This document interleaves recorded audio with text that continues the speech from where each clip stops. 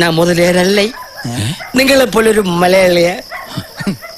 നിങ്ങൾ കണ്ടത് എന്റെ തന്തയുടെയും തള്ളയുടെയും പടമല്ല, അറിയാമോ? മദ്യപിച്ചിട്ട് ഇങ്ങനെ അച്ഛനെ അമ്മയും തള്ളി പറയട്ടെ. ഞാൻ പറയും. ഞാൻ ഇന്നലെ തുടങ്ങിയതല്ല ഈ കുടി. എന്റെ അച്ഛൻ ശങ്കരൻ വേറെ ഒരു ദരിദ്രവാസിയായിരുന്നു. കഷ്ടം. എന്റെ മുത്തച്ഛൻ കാഞ്ചീപുരം തെരുവിൽ മുണ്ടും തുറന്ന് വിറ്റിടന്നിരുന്ന ഒരാളായിരുന്നു. മുത്തച്ഛന്റെ അച്ഛനും വേറും തറ കച്ചവടം. പിന്നെ എങ്ങനെ ഈ നിലയിലെത്തി? കരയരുത്. എന്റെ അച്ഛൻ ശങ്കരൻ ഒരു മുതലയാർ പെണ്ണിനെ കെട്ടി, മീനാക്ഷി അമ്മ. അങ്ങനെ വെറും ശങ്കരലിംഗ മുതലയാരായി. പിന്നെ ഒറ്റ കേറ്റമായിരുന്നു. തെങ്ങിലേക്കോ? ഏത് തെങ്ങ്? അല്ല, പിന്നെയും ശങ്കരൻ തെങ്ങിലേക്കെന്ന് കേട്ടിട്ടുണ്ട്, അതുകൊണ്ട് ചോദിച്ചതാ. ഓ, പഴമൊഴി. ഇത് ബിസിനസ്സിലേക്കുള്ള കയറ്റം. വെച്ചിടി കയറ്റം. ഓ, പക്ഷെ ചാകാൻ നേരത്ത് ഭാര്യയുടെ പേരിട്ട പേരക്കിടാവിന്റെ പേരിൽ അങ്ങനെ സ്വത്തുമൊഴി എഴുതി വെച്ചിട്ട് വെള്ളമിറങ്ങാതെ ഗോവിന്ദ എന്ന് പറഞ്ഞ് മേലോട്ട് പോയി.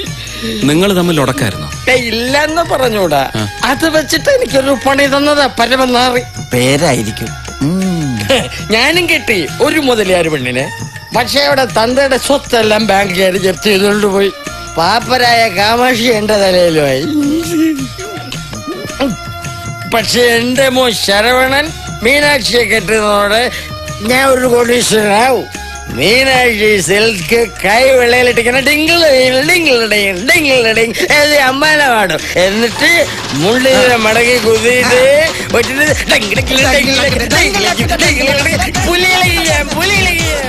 ഈശ്വര എന്തായി കാണിക്കുന്നത്?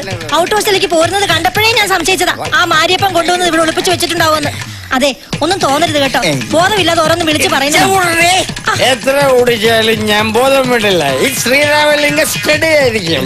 സ്റ്റഡി ആയിട്ട് നിൽക്കും. എനിക്കറിയാത്തതല്ലോ.